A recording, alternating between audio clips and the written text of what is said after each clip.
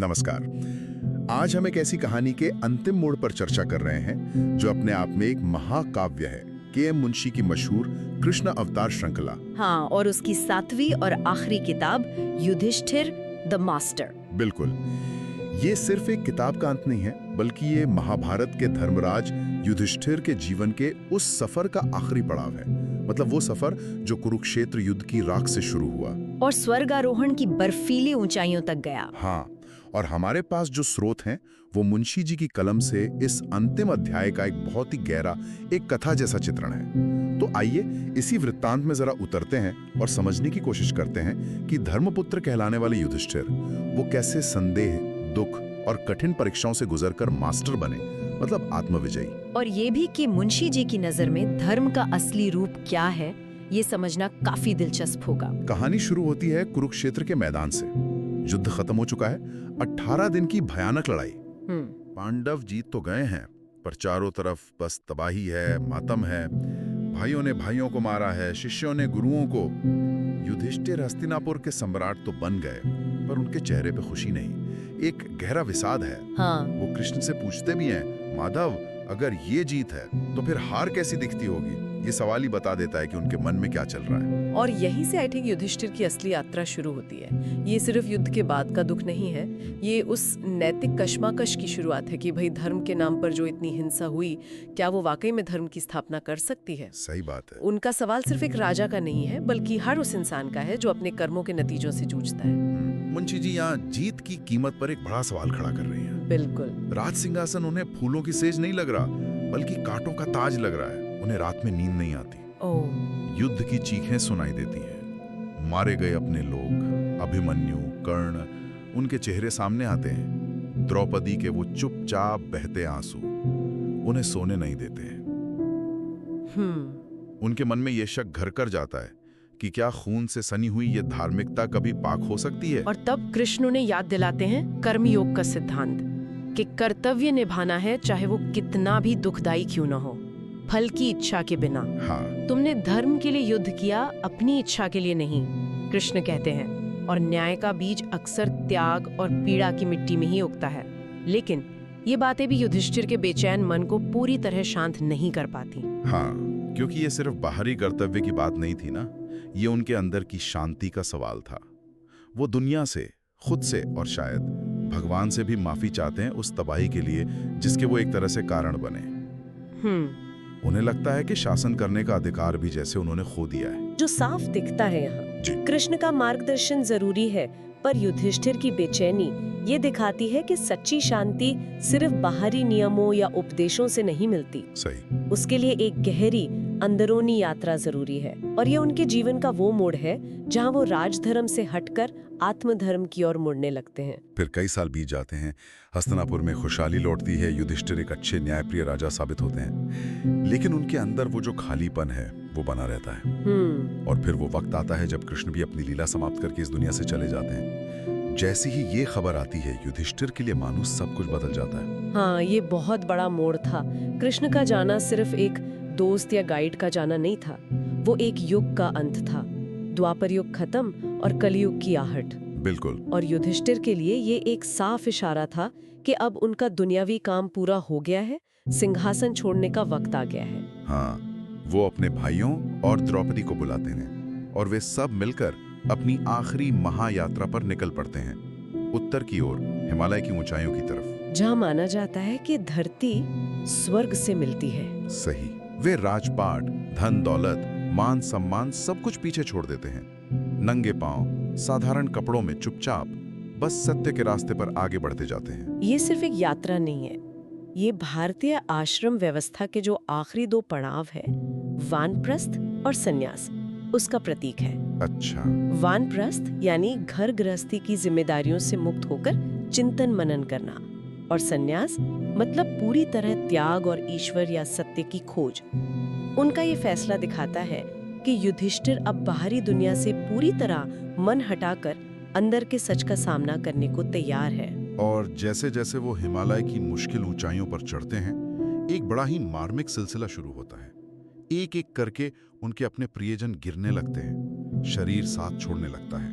ओह। सबसे पहले द्रौपदी गिरती हैं, शायद इसलिए कि उनका दिल बहुत ज्यादा मानवीय भावनाओं से भरा था, प्रेम से और कुछ हद तक शायद पक्षपात से भी। फिर सहदेव और नकुल, जो अपने ज्ञान और सुंदरता के अभिमान से पूरी तरह मुक्त नहीं हो पाए थे। इसके बाद बारी आती है अर्जुन की, महान योद्धा पर जिनके मन में कहीं ना कहीं अपनी वीरता का, अपनी जीत का गर्व बाकी था। हाँ।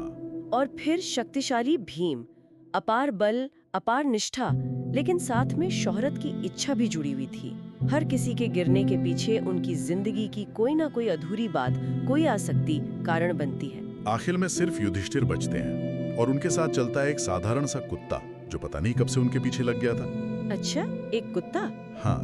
और जब युधिष्ठिर स्वर्ग के दरवाजे के पास पहुंचते हैं तो खुद देवराज इंद्र उन्हें लेने आते हैं, लेकिन वो कहते हैं, हे धर्मपुत्र, तुम सशरीर स्वर्ग में आने के योग्य हो, बस इस कुत्ते को पीछे छोड़ दो, क्योंकि स्वर्ग में जानवरों के लिए जगह नहीं है। अरे, ये तो युधिष्ठिर की आखिरी और शायद सबसे कठिन परीक्षा हुई। एक तरफ स्वर्ग का दरवाजा खुला है, जिसकी इच्छा हर कोई करता है, बिल्कुल, और दूसरी तरफ एक बेजुबान जानवर जिसने मुश्किल में उनका साथ दिया। और युधिष्ठिर का जवाब, वो उनके पूरे जीवन के धर्म पालन का जैसे सार है। वो कहते हैं, मैं इसे नहीं छोड़ सकता, इसने मुझ पर भरोसा किया है, ये मेरा साथी रहा है। वाह! जिसने मुझ पर भरोसा किया उसे त्याग देना मेरे धर्म के खिलाफ है। मुझे ऐसा स्वर्ग नहीं चाहिए जहां मेरे भरोसेमंद साथी के लिए जगह ना हो। ये कमाल का क्षण है। यहाँ मुंशी जी धर्म की परिभाषा को नियमों और रिवाजों से कहीं ऊपर ले जाती हैं, करुणा और निष्ठा के स्तर पर। सही। युधिष्ठिर के लिए अब धर्म किसी शास्त्र या आज्ञा का पालन भर नहीं रहा, वो आत्मा की आवाज बन गया है, जो एक साधारण कुत्ते के प्रति भी वफादारी निभाने को कह रही है। उन्होंने स्वर्ग के इनाम पर करुणा को चुना। और जैसे ही वो ये कहते हैं, वो कुत्ता अपने असली रूप में आ जाता है, स्वयं धर्म देवता। अच्छा। हाँ। वो मुस्कुराते हुए कहते हैं, हे युधिष्ठिर, तुमने आखिरी परीक्षा पास कर ली। तुमने मोह नहीं चुना, बल्कि निष्ठा और करुणा को चुना। तुम सच में धर्म के सार को समझ गए हो।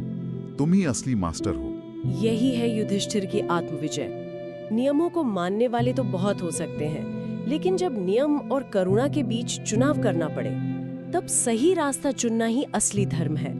ये दिखाता है कि सच्ची धार्मिकता बाहरी मान्यताओं में नहीं, दिल की पवित्रता और करुणा में है। इसके बाद स्वर्ग के दरवाजे खुलते हैं और युधिष्ठिर अपने उसी नश्वर शरीर के साथ स्वर्ग में प्रवेश करते हैं।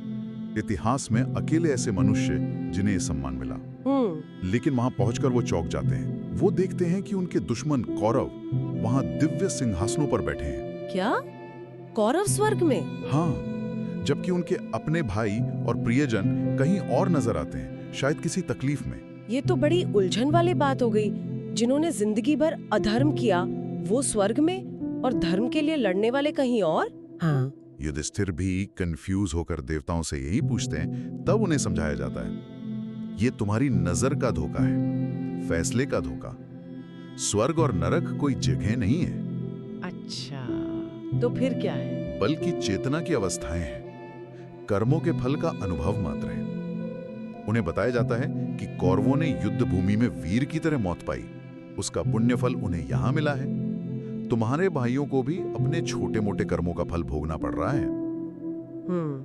और तुम्हें भी, देवता कहते हैं, अपने एकमात्र झूठ, वो अश्वत्थामा हतोहता वाला, को नतीजे में कुछ पल के लिए नरक का अनुभव करना होगा, ताकि तुम सुख और दुख दोनों से ऊपर उठ सको।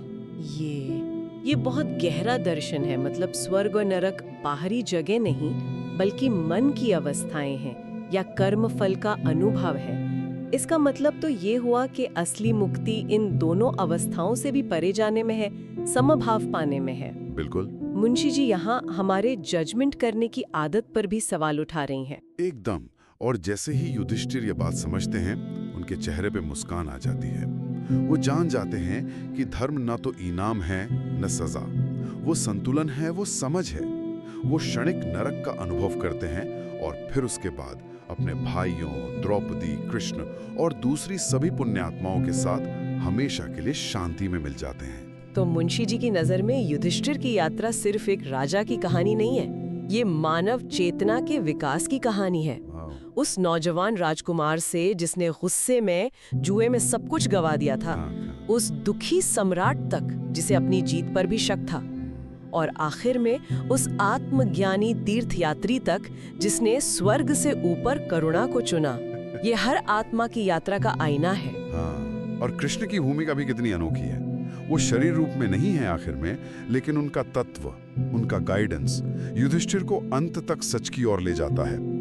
ये किताब जैसे इंसान की आत्मा और नैतिकता के बीच का आखिरी संवाद बन जाती है। और ये हमें सिखाती है कि धर्म का मतलब परफेक्ट होना नहीं है, बल्कि हर हाल में, हर लालच के बावजूद सच और करुणा को चुनने की हिम्मत रखना है। युधिष्ठिर की गलतियां, उनके शक, ये सब उनकी यात्रा का हिस्सा थे, क्योंकि उन्होंने अपनी खोज कभी छोड़ी नहीं। सही। उनकी कहानी किसी भी साधक के लिए प्रेरणा बन सकती है जो आत्म जागरूकता और नैतिक विकास के रास्ते पर है। कहानी का अंत किसी राज्याभिषेक या जश्न से नहीं होता, बल्कि आत्मसमर्पण और आत्मविजय से होता है। युधिष्ठिर द मास्टर इसलिए नहीं बने कि उन्होंने धरती पर राज किया, बल्कि इसलिए कि उन्होंने अपने मन पर, अपनी इंद्रियों पर, अपनी कमजोरियों पर जीत हासिल की। क्रोध पर धैर्य से, अभिमान पर विनम्रता से और निराशा पर विश्वास से। हाँ, उनका स्वर्गारोहण अंत नहीं है, बल्कि एक तरह की घर वापसी है, आत्मा का परमात्मा में मिल जाना। विरासत सिंहासन नहीं, बल्कि एक साफ शुद्ध अंतरात्मा है। मुंशी जी ने कृष्णावतार श्रृंखला का अंत महाभारत के मूल संदेश के साथ ही किया है। ये दुनिया धर्म का एक खेल है, और जो इसे समझकर जागरूकता के साथ अपने कर्म करते हैं, वो शाश्वत सत्य से जुड़ जाते हैं। तो इस पूरी चर्चा से जो मुख्य बातें निकल कर आती हैं वो शायद ये हैं। हाँ, संक्षिप्त में देखें तो पहला, कि युधिष्ठिर का सफर नियमों के पालन से शुरू होता है, पर धर्म के असली सार यानी करुणा और निष्ठा तक पहुंचता है। ये आत्म साक्षात्कार की यात्रा है। बिल्कुल। दूसरा, कि असली जीत बाहरी दुनिया में नहीं, बल्कि अंदर के संतुलन, संभाव और आत्म संयम में है। तीसरा, करुणा सबसे ऊंचा मानवीय मूल्य है। कभी कभी तो वो तय नियमों या लालच से भी ऊपर हो सकती है। बहुत जरूरी बात।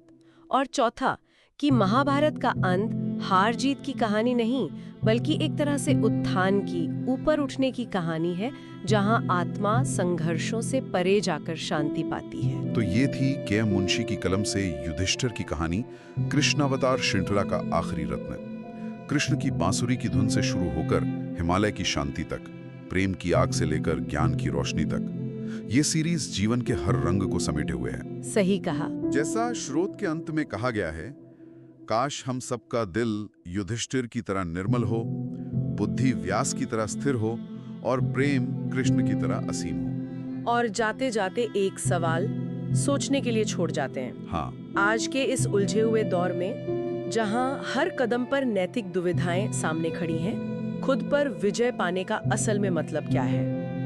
युधिष्ठिर का वो आखिरी सबक, जहां उन्होंने स्वर्ग के तयशुदा इनाम पर एक अनजान कुत्ते के प्रति करुणा को चुना, वो हमें अपनी रोजमर्रा की जिंदगी के चुनावों में क्या सिखा सकता है? गहरा सवाल है। क्या हम कभी निजी फायदे या समाज के दबाव के आगे अपनी आत्मा की आवाज सुनने की हिम्मत रखते हैं? इस पर सोचना यकीनन फायदेमंद होगा।